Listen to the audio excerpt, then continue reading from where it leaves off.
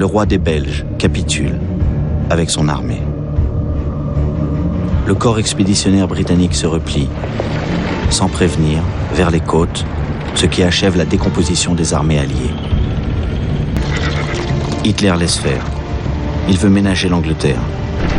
Il cherche encore une paix séparée. Et Göring lui affirme que son aviation est capable d'empêcher tout rembarquement. 400 000 hommes désemparés s'entassent avec un dernier espoir de s'échapper par la mer. Churchill ordonne à tout ce qui flotte d'aller les chercher. Destroyers, dragueurs de mines, chalutiers, remorqueurs, péniches, yachts de plaisance, et même le bateau-pompe de la Tamise. Tous traversent la Manche au secours des assiégés, parmi lesquels les généraux anglais, dont Montgomery.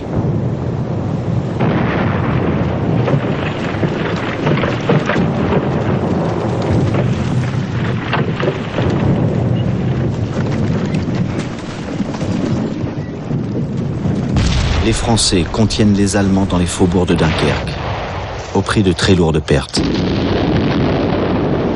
Alors Göring envoie les Stuka de la Luftwaffe et les bombardiers.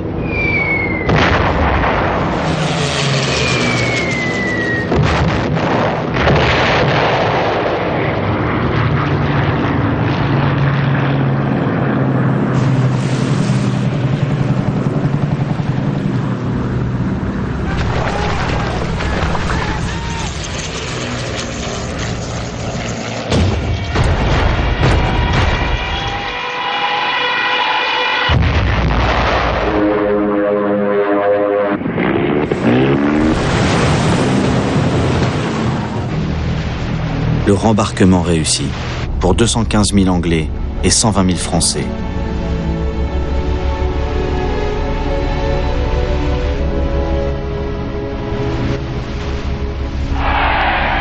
L'armée anglaise est sauvée, mais dans quel état ?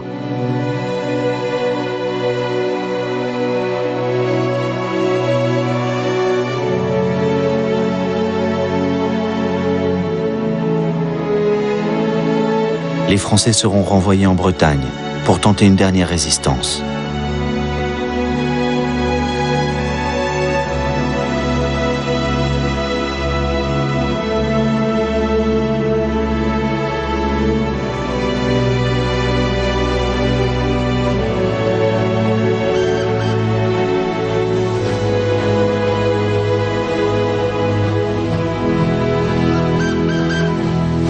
Les Anglais sont dirigés vers des centres de rééquipement. Pour toute l'Angleterre, Dunkerque est un exploit que Churchill relativise. Il dit lucidement : on ne gagne pas des guerres avec des évacuations. Pourtant c'est là, dans ces premiers jours de juin 1940, que naît l'esprit de Dunkerque. L'Angleterre prend conscience de la nature impitoyable de cette guerre et de la puissance mortelle de l'ennemi hitlérien. L'insouciance et l'humour font place à une mobilisation désespérée. Le 4 juin, Churchill, qui lutte aussi contre les défaitistes de son propre camp, a des accents inoubliables. Nous nous battrons sur les plages et sur les aérodromes, dans les champs, dans les rues, dans les collines.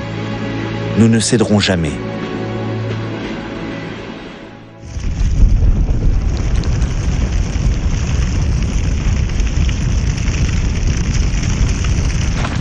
Le 4 juin, les Allemands entrent dans Dunkerque.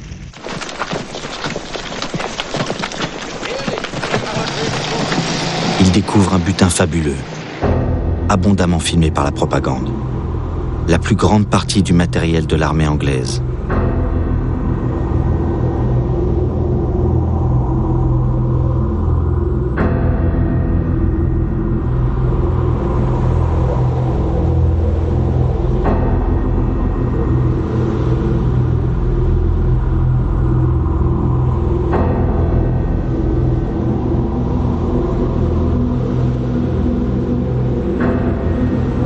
Sur la plage jonchée d'épaves, un Spitfire britannique et la carcasse de l'Adroit, l'un de ces contre-torpilleurs français détruits, comme le Jaguar ou le Sirocco, qui témoignent de la violence des combats qu'a livré la marine française.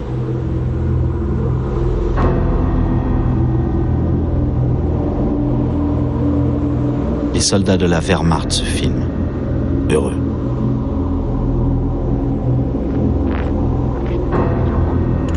Ils ont découvert un gramophone français avec un disque célèbre de Maurice Chevalier.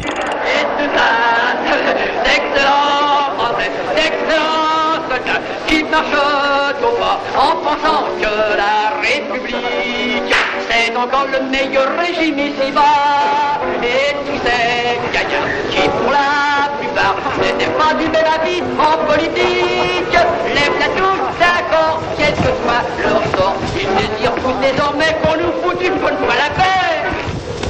Hitler proclame « Dunkerque, c'est la plus grande bataille de tous les temps. Et le 4 juin sera désormais la fête nationale allemande. » Les soldats allemands filment leurs prisonniers.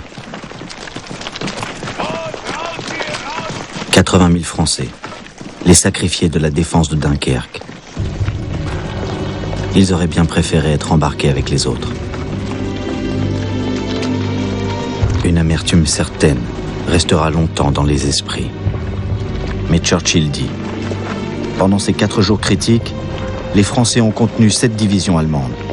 Ils ont ainsi apporté une splendide contribution au salut de leurs camarades. L'Angleterre n'aurait pas pu continuer la guerre sans eux. »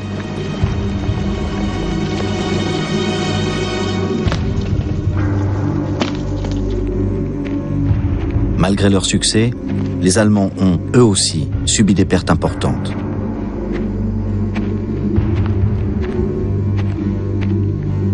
Guderian laisse souffler ses soldats.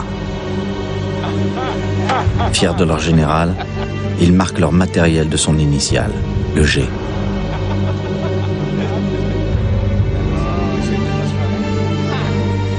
La plupart sont ivres de fatigue. Ils n'ont pas dormi depuis 4 semaines, sans arrêter de se battre.